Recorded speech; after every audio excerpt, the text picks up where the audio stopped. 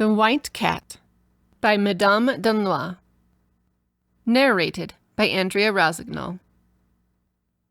Once upon a time there was a king who had 3 sons, who were all so clever and brave that he began to be afraid that they would want to reign over the kingdom before he was dead. Now the king, though he felt that he was growing old, did not at all wish to give up the government of his kingdom while he could still manage it very well. So he thought the best way to live in peace would be to divert the minds of his sons by promises which he could always get out of when the time came for keeping them. So he sent for them all, and after speaking to them kindly, he added, "You'll quite agree with me, my dear children, that my great age makes it impossible for me to look after my affairs of state as carefully as I once did. I begin to fear that this may affect the welfare of my subjects. Therefore, I wish that one of you should succeed to my crown. But in return for such a gift as this, it is only right that you should do something for me. Now, as I think of retiring into the country, it seems to me that a pretty, lively, faithful little dog would be very good company for me. So, without any regard for your ages, I promise that the one who brings me the most beautiful little dog shall succeed me at once." The 3 princes were greatly surprised by their father's sudden fancy for a little dog, but as it gave the 2 younger ones a chance they would not otherwise have had of being king, and as the eldest was too polite to make any objection, they accepted the commission with pleasure. They bade farewell to the king, who gave them presents of silver and precious stones, and appointed to meet them at the same hour, in the same place, after a year had passed, to see the little dogs they had brought for him.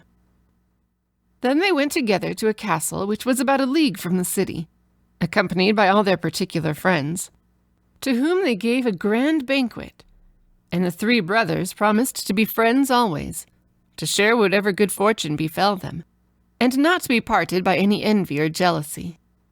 And so they set out, agreeing to meet at the same castle at the appointed time, to present themselves before the king together. Each one took a different road, and the 2 eldest met with many adventures, but it is about the youngest that you are going to hear. He was young and gay and handsome, and knew everything that a prince ought to know, and as for his courage, there was simply no end to it.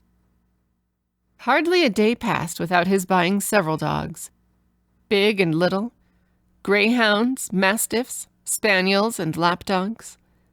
As soon as he had bought a pretty one, he was sure to see a still prettier, and then he had to get rid of all the others and buy that one, as, being alone, he found it impossible to take 30 or 40,000 dogs about with him.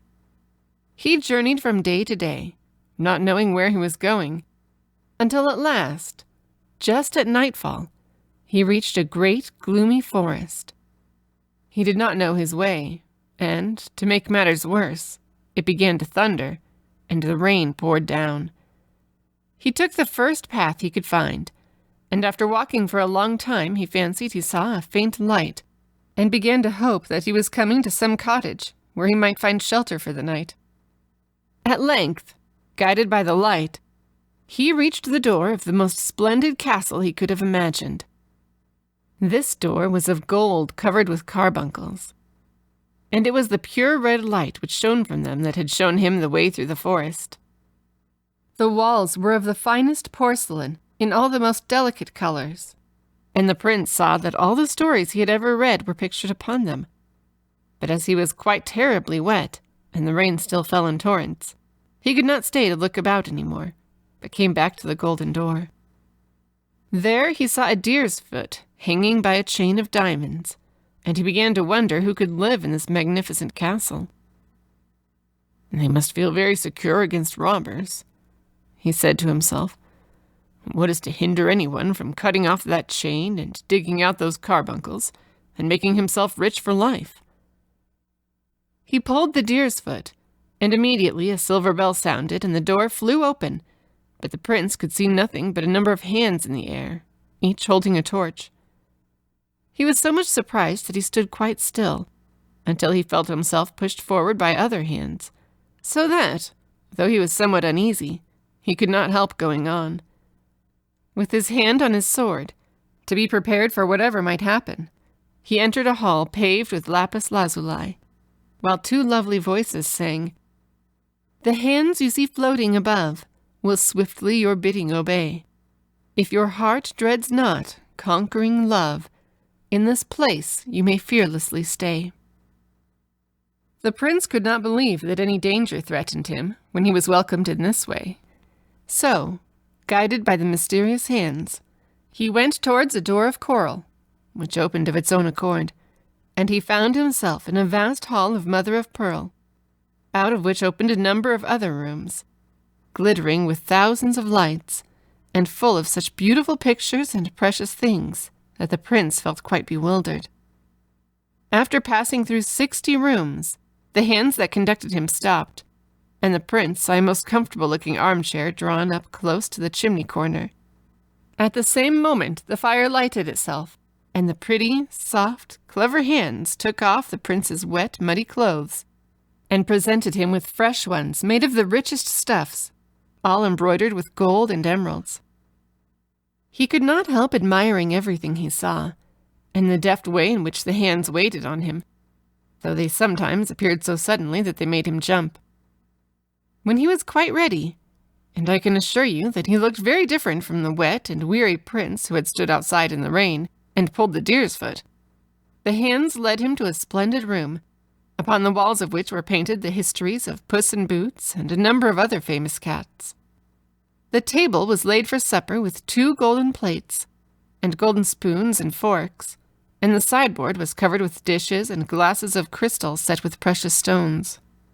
The prince was wondering who the second place could be for, when suddenly in came about a dozen cats carrying guitars and rolls of music, who took their places at one end of the room, and under the direction of a cat who beat time with a roll of paper, began to mew in every imaginable key, and to draw their claws across the strings of the guitars, making the strangest kind of music that could be heard.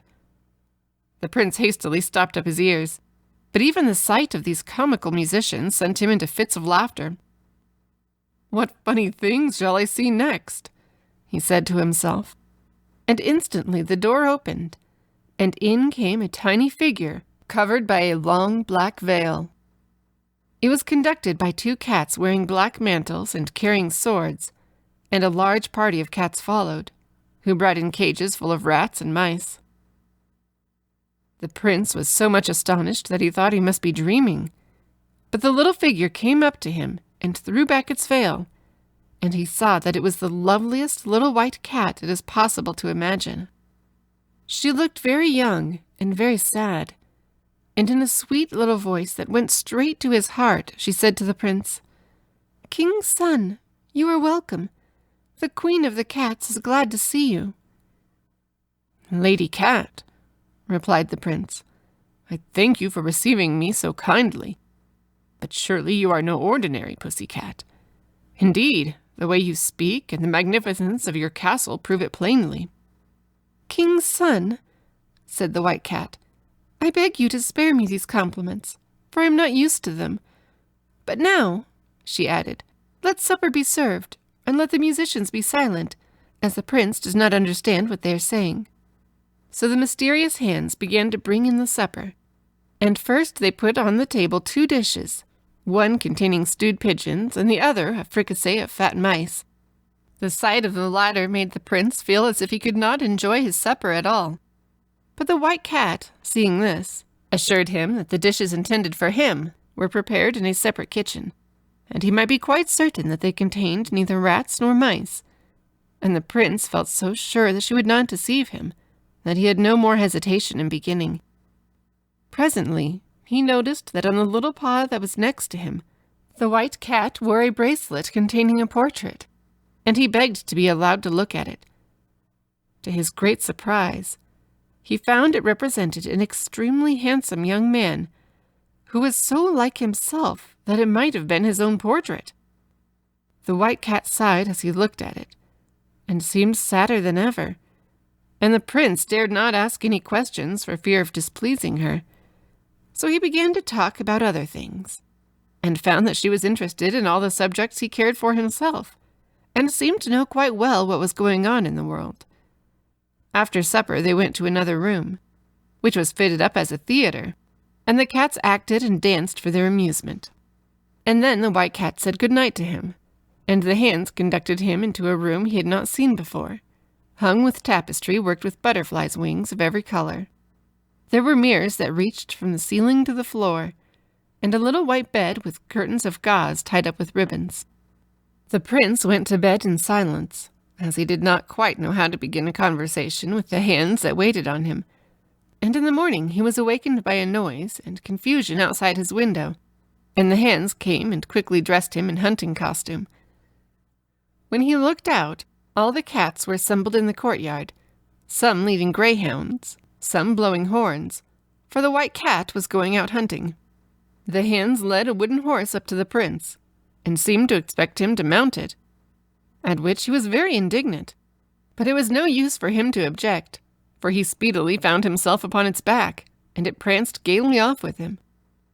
The White Cat herself was riding a monkey, which climbed even up to the eagles' nests when she had a fancy for the young eaglets. Never was there a pleasanter hunting party, and when they returned to the castle, the prince and the White Cat supped together as before.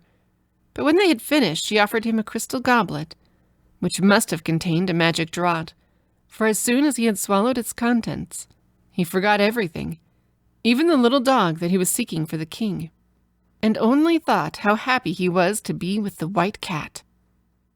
And so the days passed, in every kind of amusement, until the year was nearly gone. The prince had forgotten all about meeting his brothers. He did not even know what country he belonged to. But the White Cat knew, and he ought to go back. And one day she said to him, "Do you know that you have only 3 days left to look for the little dog for your father, and your brothers have found lovely ones?" Then the prince suddenly recovered his memory and cried, "What can have made me forget such an important thing? My whole fortune depends upon it. And even if I could in such a short time find a dog pretty enough to gain me a kingdom, where should I find a horse who could carry me all that way in 3 days?" And he began to be very vexed. But the White Cat said to him, "King's son, do not trouble yourself. I am your friend, and will make everything easy for you. You can still stay here for a day, as the good wooden horse can take you to your country in 12 hours. "I thank you, beautiful cat," said the prince. "But what good will it do me to get back if I have not a dog to take to my father?" "See here," answered the White Cat, holding up an acorn. "There is a prettier one in this than in the dog star." "Oh, White Cat, dear," said the prince, "how unkind you are to laugh at me now."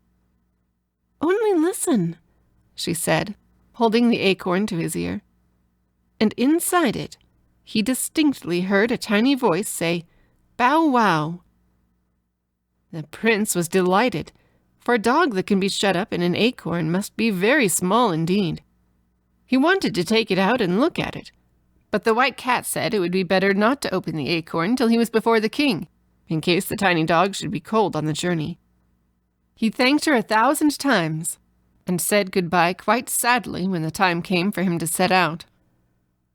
"The days have passed so quickly with you," he said. "I only wish I could take you with me now." But the White Cat shook her head and sighed deeply in answer. After all, the prince was the first to arrive at the castle where he had agreed to meet his brothers, but they came soon after, and stared in amazement when they saw the wooden horse in the courtyard, jumping like a hunter. The prince met them joyfully, and they began to tell him all their adventures, but he managed to hide from them what he had been doing, and even led them to think that a turnspit dog which he had with him was the one he was bringing for the king. Fond as they all were of one another, the 2 eldest could not help being glad to think that their dogs certainly had a better chance. The next morning they started in the same chariot. The elder brothers carried in baskets 2 such tiny, fragile dogs that they hardly dared to touch them. As for the turnspit, he ran after the chariot, and got so covered in mud that one could hardly see what he was like at all. When they reached the palace, everyone crowded round to welcome them as they went into the king's great hall. And when the 2 brothers presented their little dogs, nobody could decide which was the prettier. They were already arranging between themselves to share the kingdom equally, when the youngest stepped forward, drawing from his pocket the acorn the White Cat had given him. He opened it quickly, and there upon a white cushion they saw a dog so small that it could easily have been put through a ring. The prince laid it upon the ground, and it got up at once and began to dance. The king did not know what to say, for it was impossible that anything could be prettier than this little creature. Nevertheless, as he was in no hurry to part with his crown, he told his sons that, as they had been so successful the first time, he would ask them to go once again, and seek by land and sea for a piece of muslin so fine that it could be drawn through the eye of a needle. The brothers were not very willing to set out again, but the two eldest consented because it gave them another chance, and they started as before. The youngest again mounted the wooden horse, and rode back at full speed to his beloved White Cat. Every door of the castle stood wide open, and every window and turret was illuminated, so it looked more wonderful than before. The hands hastened to meet him, and led the wooden horse off to the stable, while he hurried in to find the White Cat. She was asleep in a little basket on a white satin cushion, but she very soon started up when she heard the prince, and was overjoyed at seeing him once more. "How could I hope that you would come back to me, king's son?" she said. And then he stroked and petted her, and told her of his successful journey, and how he had come back to ask her help, as he believed that it was impossible to find what the king demanded. The White Cat looked serious, and said she must think what was to be done, but that, luckily, there were some cats in the castle who could spin very well, and if anybody could manage it, they could, and she would set them the task herself.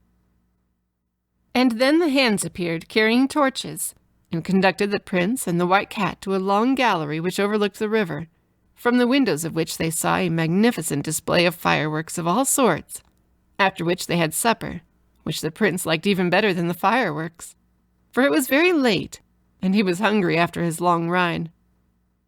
And so the days passed quickly as before. It was impossible to feel dull with the White Cat, and she had quite a talent for inventing new amusements. Indeed, she was cleverer than any cat has any right to be. But when the prince asked her how it was that she was so wise, she only said, "King's son, do not ask me. Guess what you please. I may not tell you anything." The prince was so happy that he did not trouble himself at all about the time, but presently the White Cat told him that the year was gone, and that he need not be at all anxious about the piece of muslin, as they had made it very well. "This time," she added, "I can give you a suitable escort." And on looking out into the courtyard, the prince saw a superb chariot of burnished gold, enameled in flame color with 1,000 different devices. It was drawn by 12 snow-white horses, harnessed 4 abreast. Their trappings were of flame-colored velvet, embroidered with diamonds. 100 chariots followed, each drawn by 8 horses, and filled with officers in splendid uniforms, and 1,000 guards surrounded the procession. "Go," said the White Cat, "and when you appear before the king in such state, he will surely not refuse you the crown which you deserve. Take this walnut, but do not open it until you are before him. Then you will find in it the piece of stuff you asked me for." "Lovely Blanchette," said the prince. "How can I thank you properly for all your kindness to me?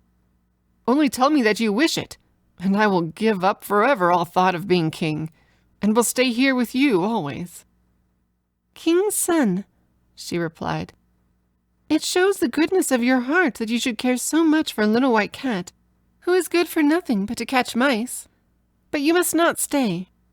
So the prince kissed her little paw and set out. You can imagine how fast he traveled when I tell you that they reached the king's palace in just half the time it had taken the wooden horse to get there. This time, the prince was so late that he did not try to meet his brothers at their castle, so they thought he could not be coming, and were rather glad of it, and displayed their pieces of muslin to the king proudly, feeling sure of success. And indeed, the stuff was very fine, and would go through the eye of a very large needle. But the king, who was only too glad to make a difficulty, sent for a particular needle, which was kept among the crown jewels, and had such a small eye that everybody saw at once that it was impossible that the muslin should pass through it. The princes were angry, and were beginning to complain that it was a trick, when suddenly the trumpet sounded and the youngest prince came in. His father and brothers were quite astonished at his magnificence, and after he had greeted them, he took the walnut from his pocket and opened it, fully expecting to find the piece of muslin, but instead there was only a hazelnut. He cracked it, and there lay a cherry stone.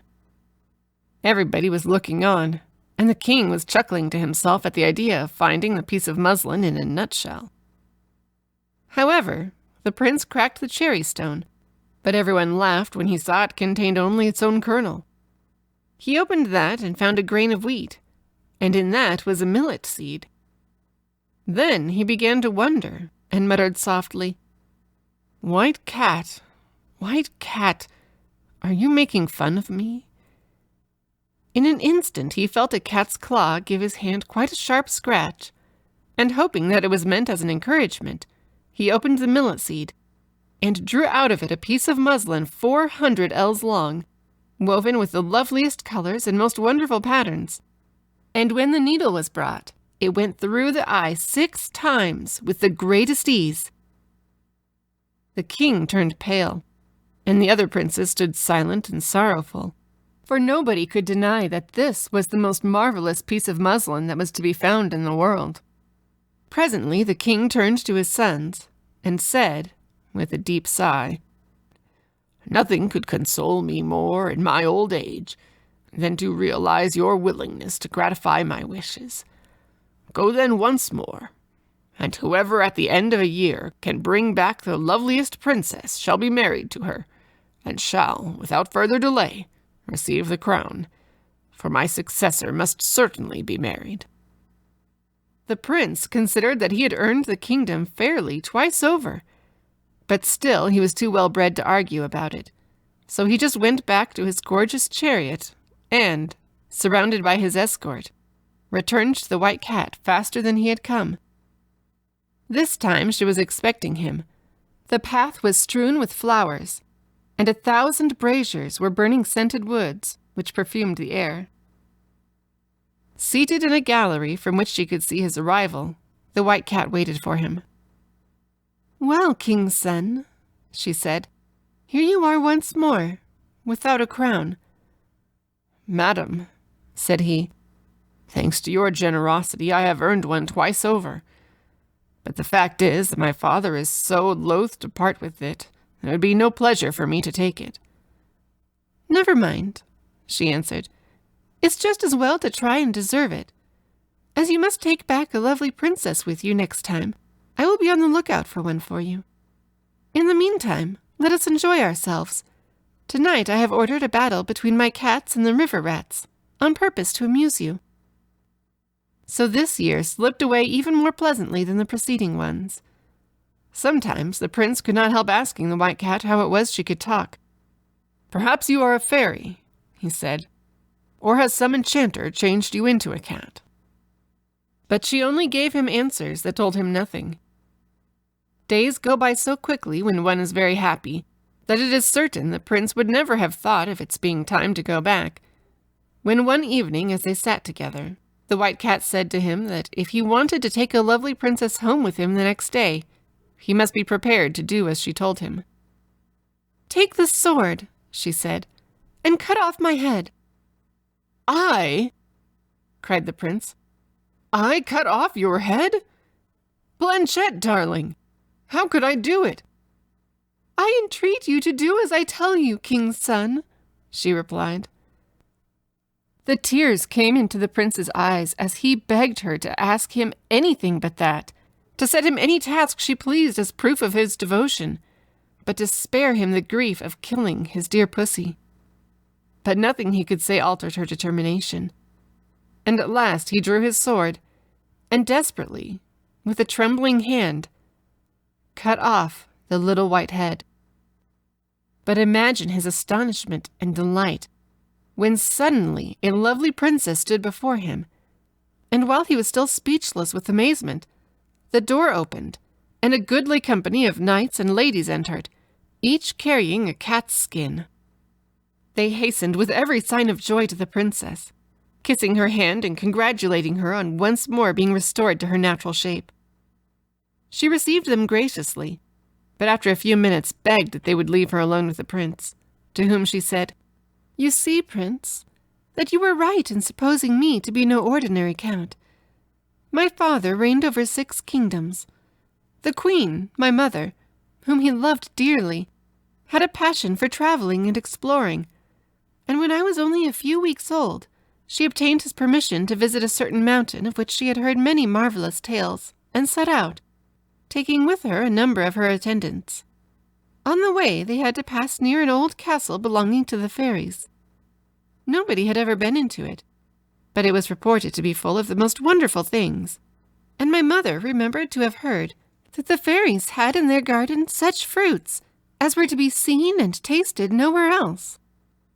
She began to wish to try them for herself, and turned her steps in the direction of the garden. On arriving at the door, which blazed with gold and jewels, she ordered her servants to knock loudly, but it was useless. It seemed as if all the inhabitants of the castle must be asleep or dead.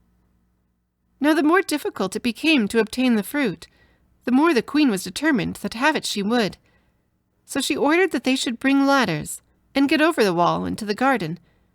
But though the wall did not look very high, and they tied the ladders together to make them very long, it was quite impossible to get to the top. The queen was in despair, but as night was coming on, she ordered that they should encamp just where they were, and went to bed herself, feeling quite ill. She was so disappointed. In the middle of the night she was suddenly awakened, and saw to her surprise a tiny, ugly old woman seated by her bedside, who said to her, "I must say that we consider it somewhat troublesome of your majesty to insist upon tasting our fruit, but, to save you any annoyance, my sisters and I will consent to give you as much as you can carry away, on one condition. That is, that you shall give us your little daughter to bring up as our own." "Ah, my dear madam," cried the queen, "is there nothing else that you will take for the fruit? I will give you my kingdoms willingly." "No," replied the old fairy. "We will have nothing but your little daughter. She shall be as happy as the day is long, and we will give her everything that is worth having in fairyland, but you must not see her again until she is married." "Though it is a hard condition," said the queen, "I consent, for I shall certainly die if I do not taste the fruit, and so I should lose my little daughter either way." So the old fairy led her into the castle, and, though it was still the middle of the night, the queen could see plainly that it was far more beautiful than she had been told, "which you can easily believe, Prince," said the White Cat, "when I tell you that it was this castle that we are now in." "Will you gather the fruit yourself, Queen?" said the old fairy, "or shall I call it to come to you?" "I beg you to let me see it come when it is called," cried the queen. "That will be something quite new." The old fairy whistled twice. Then she cried, "Apricots, peaches, nectarines, cherries, plums, pears, melons, grapes, apples, oranges, lemons, gooseberries, strawberries, raspberries, come!" And in an instant they came tumbling in, one over another, and yet they were neither dusty nor spoilt, and the queen found them quite as good as she had fancied them. You see, they grew upon fairy trees. The old fairy gave her golden baskets in which to take the fruit away, and it was as much as 400 mules could carry.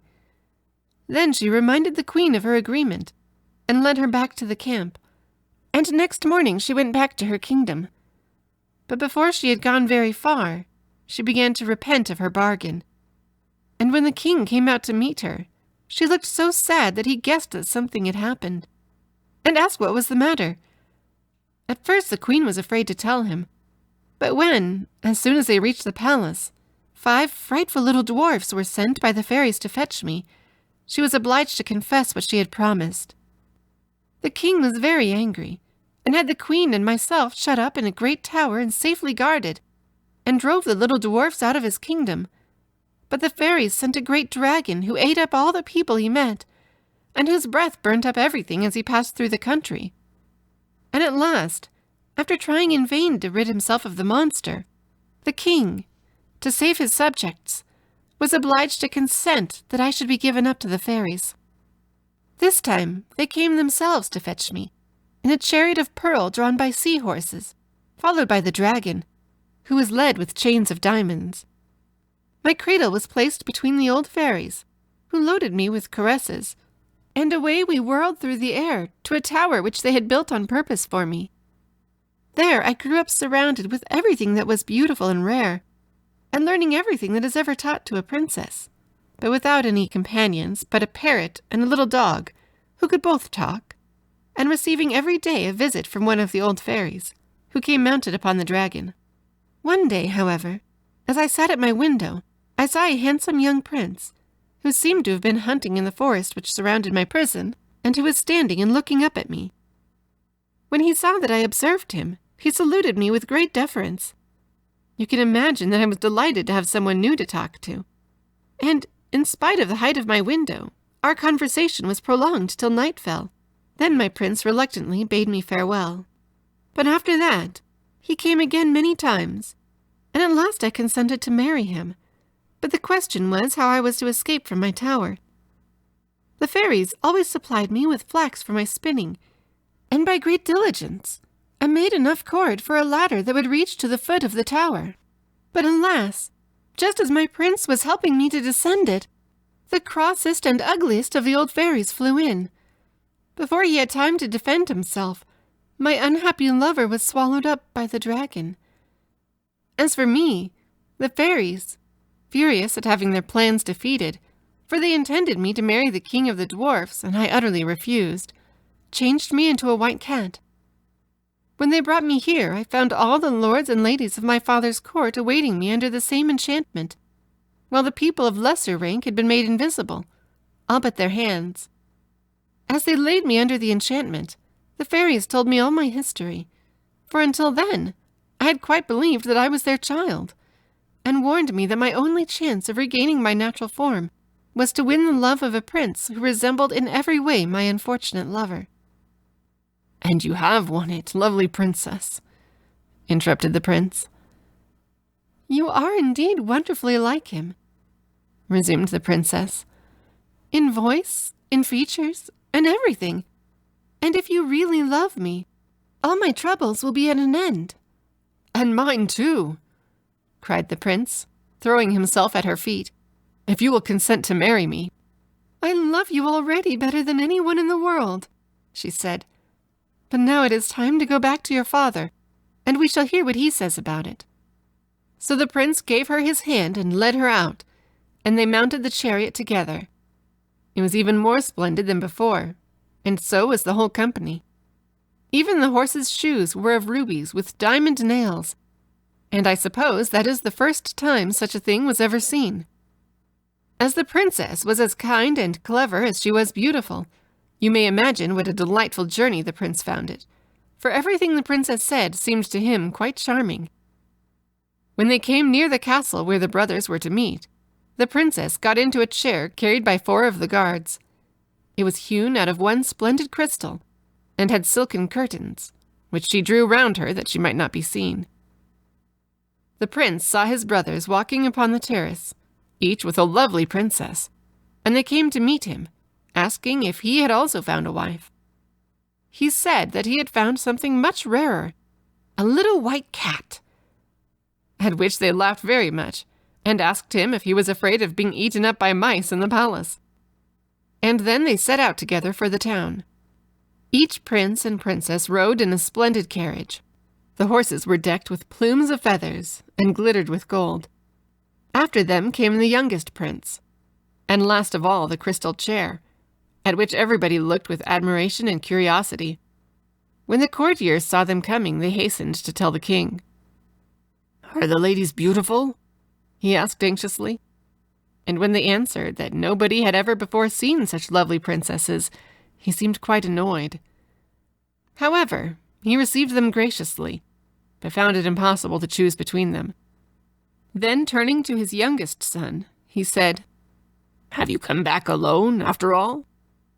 "Your Majesty," replied the prince, "will find in that crystal chair a little white cat, which has such soft paws and mews so prettily that I am sure you will be charmed with it." The king smiled and went to draw back the curtains himself, but at a touch from the princess, the crystal shivered into 1,000 splinters, and there she stood in all her beauty. Her fair hair floated over her shoulders and was crowned with flowers, and her softly falling robe was of the purest white. She saluted the king gracefully, while a murmur of admiration rose from all around. "Sire," she said, "I am not come to deprive you of the throne you fill so worthily. I have already 6 kingdoms. Permit me to bestow one upon you, and upon each of your sons. I ask nothing but your friendship, and your consent to my marriage with your youngest son. We shall still have 3 kingdoms left for ourselves." The king and all the courtiers could not conceal their joy and astonishment, and the marriage of the 3 princes was celebrated at once.